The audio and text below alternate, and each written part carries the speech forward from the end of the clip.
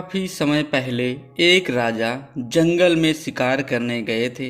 बरसात का मौसम होने के कारण यह अंदाजा लगाना बहुत मुश्किल हो गया था कि बारिश होगा कि नहीं। अचानक आकाश में बादल छा गए और बारिश होने लगा। सूरज डूब गया और धीरे धीरे अंधेरा छाने लगा। अंधेरे की वजह से राजा अपने महल का रास्ता भूल गए और अपने सिपाहियों से अलग हो गए। भूख, प्यास और थकावट से राजा काफी परेशान हो गए थे। कुछ देर बाद राजा को सामने 3 बच्चे खेलते हुए नजर आए। तीनों बच्चे काफी अच्छे दोस्त लग रहे थे। उनको देखकर राजा ने उन्हें अपने पास बुलाया। राजा ने कहा, सुनो बच्चों, जरा यहाँ आओ। यह सुनकर बच्चे उनके पास आए। राजा ने बच्चों से पूछा, क्या तुम कहीं से थोड़ा भोजन और जल ला सकते हो? मैं बहुत भूखा हूँ और प्यास भी लग रही है। बच्चों ने कहा, जी जरूर, हम अभी घर जाकर आपके लिए कुछ ले आते हैं। तीनों बच्चे गांव की ओर भागे और तुरंत कुछ भोजन और जल लेकर आए। राजा बच्चों के उत्साह और प्रेम को देखकर बहुत प्रसन्न हुए। तो राजा ने बच्चों से पूछा, प्यारे बच्चों, तुम जीवन में क्या करना चाहते हो? मैं तुम सबकी मदद करना चाहता हूँ। यह बात सुनकर बच्चे काफ़ी देर तक सोचते रहे। फिर उनसे एक बच्चे ने कहा, मुझे धन चाहिए।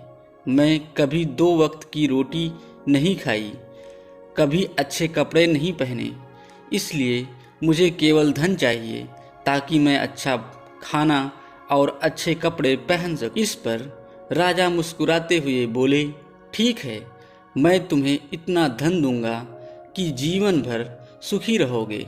यह सब सुनकर बच्चे की खुशी का ठिकाना नहीं रहा। दूसरे बच्चे की बारी थी, तो राजा ने उससे भी पूछा, तुम्हें क्या चाहिए? बच्चे ने कहा, क्या आप मुझे एक बहुत बड़ा बंगला और घोड़ा गाड़ी देंगे? इस पर राजा ने कहा, जरूर, मैं तुम्हें एक आलीशान बंगला और घोड़ा गाड़ी दूंगा।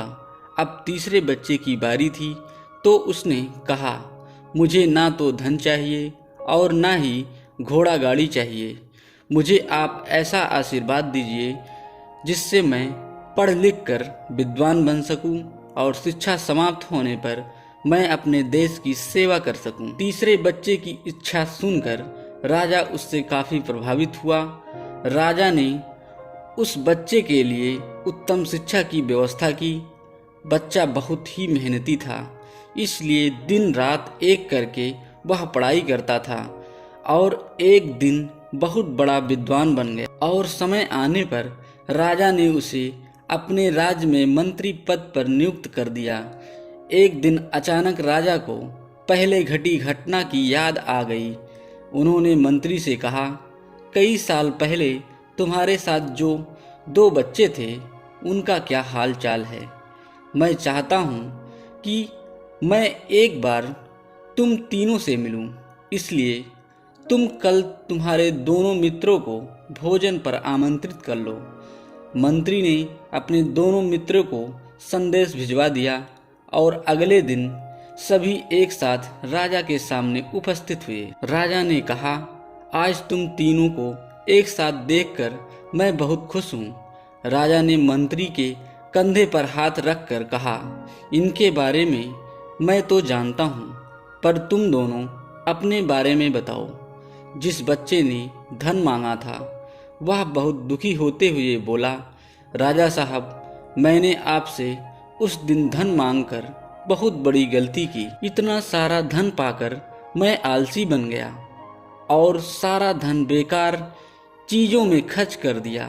मेरा बहुत सारा धन चोरी भी हो गया और कुछ दिन पहले मैं उसी स्थिति में वापस पहुंच गया जहां पर आपने मुझे देखा था। अब बंगला गाड़ी मांगने वाला लड़का रोते हुए बोला, महाराज, मैं बड़े ठाट बाट से अपने बंगले में रह रहा था, पर बरसों पहले आई बाढ़ में मेरा सब कुछ बर्बाद हो गया और मैं भी अपने पहले स्थिति में ही पहुंच गया। सबकी बातें सुनने के बाद राजा बोले, इस बात को अच्छी तरह से गांठ बांध लो।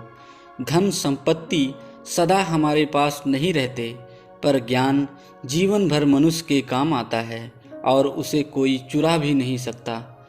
शिक्षा ही मनुष्य को विद्वान और बड़ा आदमी बनाता है। इसलिए सबसे बड़ा धन ज्ञान और विद्या है। पहले इसे हासिल करो, उसके बाद धन अपने आप ही आ जाएगा। दोस्तों, आपको हमारी कहानी अच्छी लगे तो लाइक करें, शेयर करें और ऐसी ही नई कहानी सुनने के लिए चैनल को सब्सक्राइब जरूर करें। धन्यवाद।